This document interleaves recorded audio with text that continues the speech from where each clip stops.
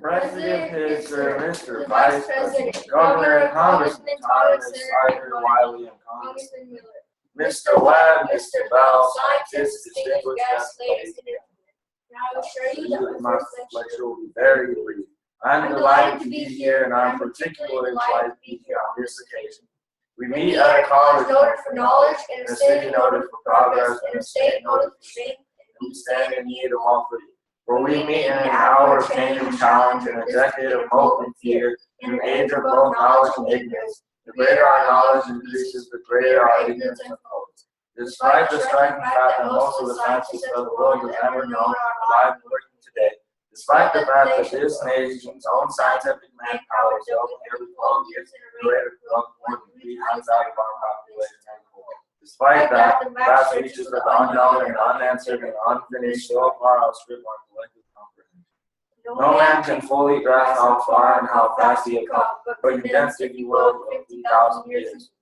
Stated in these terms, we know very little about the first 10 years. Under this standard, man emerged from his caves to construct other kinds of shelter. 5 years ago, man learned to ride and use a cart with wheels. Christianity began less than 2 years ago. The printing press came this year, and less than 2 months ago, during this whole 50 years span of human history, the steam engine provided a new source of power. Newton explored the meaning of gravity. Airplanes became available. Only last week did we develop penicillin and nuclear power. And now, with America's new spacecraft to seas and reaching Venus, we have literally reached the stars before midnight tonight. This is a breathtaking pace, and such a pace cannot help but create new ills as it dispels hope. New occurrence, new problems, new dangers. Surely the opening pieces of space runs high costs and hardships as well as hard reward. So it's not surprising that some would have us stay where we are a little longer to rest, to wait. But this city of Houston, this state of Texas, this country of the United States was not built by those who waited and rested to push the work behind them. This country was conquered by those who moved forward and so was space. William Bradford, speaking in 1630 of the founding of the Plymouth Bay Colony, said that all great and honorable actions are accompanied with great difficulties, though to be enterprise and overcome with answerable courage. With this capsule of history of our progress, he says anything, is that man in his quest for knowledge and progress is determined cannot be deterred. The exploration of space will go ahead, whether we join it or not, and it is one of the great adventures of all time, and no nation which expects to be the leader of other nations can expect to stay behind in the race for space.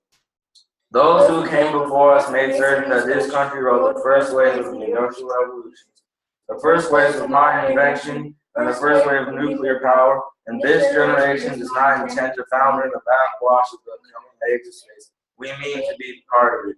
We mean to lead it. For the eyes of the world now look into space, to the moon, and to the planets beyond, we have vowed that we shall not see it governed by a hostile flag of conquest, but by a banner of freedom and peace. We have vowed that we shall not see space filled with weapons of mass destruction, but with instruments of knowledge and understanding. Yet the vows of this nation can only be fulfilled if we in this nation are first, and therefore we intend to be first. In short, our leadership in science and in industry, our hopes for peace and security, our obligations to ourselves as well as others, all require us to make this effort. To solve these mysteries, to solve them for the good of all men, and to become the world's leading saints for our nation.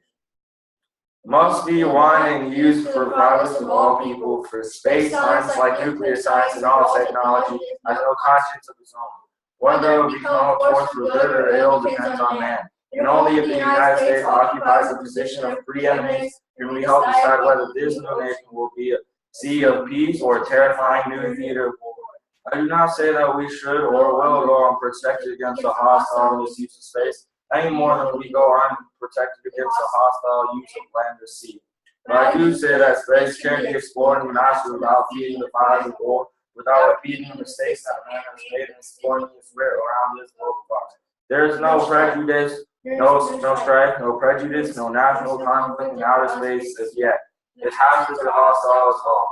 Its conquest deserves the best of all mankind and its opportunity for peaceful collaboration.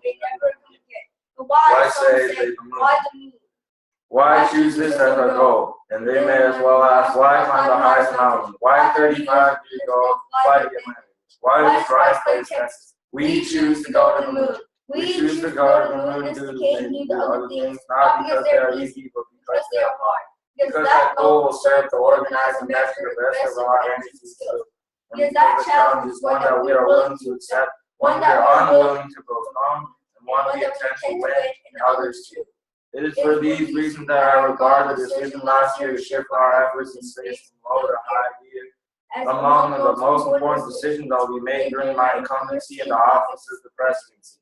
In the last 24 hours, we have seen facilities now being created for the greatest and most complex exploration of man's history. We have felt the ground shake and the air shattered by the testing of the Saturn C-1 booster rocket. Automobiles with their accelerators on the floor. You have seen the sky with the F-1 rocket engines, each one was 8 engines of Saturn combined, will be clustered together to make the advanced Saturn missile.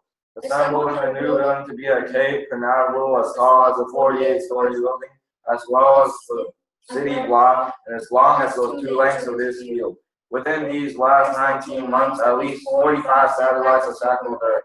40 of them were made in the United States of America. They're far more sophisticated and supply far more knowledge to the people of the world than those of the Soviet Union. The Mariner spacecraft now on its way to Venus, this most intricate instrument in the history of space science. The accuracy of the shot is comparable to turning a missile from Cape Canaveral, dropping it 40-yard lines. Transit satellites are helping our ships at sea steer a safer course. Tyro satellites have given us unprecedented warnings of hurricanes and storms, and will do the same with forest fires and ice storms. We have had our failures, but so have others, even if they do not admit to them, and they may be less public. To be sure, we are behind and will be for some time in manned flight, but we do not intend to stay behind and dedicate. We shall make up and move ahead. The growth of our science and technology will be enriched by new knowledge of our universe and environment, by new technologies of learning, mapping, and observation, by new tools and computers for industry, medicine, and all as well as school. Technical institutions such as RISE will reap the harvest of these grains. And finally, the space effort itself, while still in its infancy, has already created a number of new companies and tens of thousands of new jobs. Space and related industries are generating new demands and investment in skilled personnel. And this city, and this state, and this region will share greatly in this growth. What was the once furthest outpost on the old frontier of the West will be the furthest outpost on the new frontier of science and space.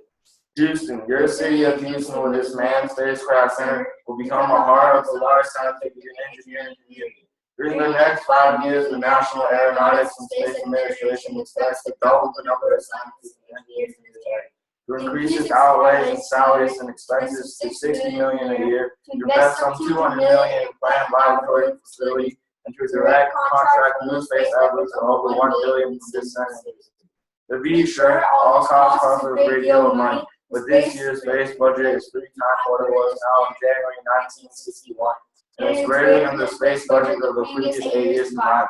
The budget now stands at $5,400 million, a staggering sum, though somewhat less than we pay for cigarettes and cigars every year. Space expenditures will soon rise some more, from 40 cents per person per week, more than 50 cents a week for every man, woman, and child in the United States. Giving this program a high national priority, even though I realize this is in some measure an act of faith and vision, where we do not know what benefits await us. But if I were to say, my fellow citizens, we shall stand at the moon 270,000 miles away from the control station in Houston, a giant rocket more than 300 feet tall, the length of this football field, made of new metal alloy, some which have not yet been invented, capable of standing heat and stretches several times more than I've ever experienced.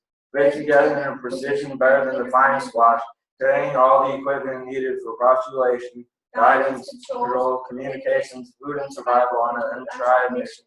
An unknown celestial body, then return safely to Earth, re-entering the atmosphere to over speeds of 2500 miles per hour, causing heat about half the temperature of Earth. Almost as hot as it is here today. Do all this, do it right, do it first before the decade is out. Then we must be bold. I am the one who's doing all the work. We just want to stay cool for me. However, I think we're going to do it, and I think we must pay what needs to be paid. I don't think we ought to waste any money, but I think we ought to do the job. And this will be done in the decade of the 60s, and may be done. Some of you are still here at school at this college and university. It will be done during the term of office of some people who sit here on this platform, or it will be done, and it will be done before the end of this decade. I am delighted that this university is playing a part of putting man on the moon as a great national effort of the United States of America. Many years ago, the British explorer George Mallory, who was the guy on Mount Everest, was asked why do you want to climb it? He said, because it is there. The space is there, and we're going to climb it, and the moon and the planets are there, new hopes for knowledge and peace are there. And therefore, we set sail, ask God's blessing on the most hazardous, dangerous, and greatest venture on which man has ever embarked. Thank you.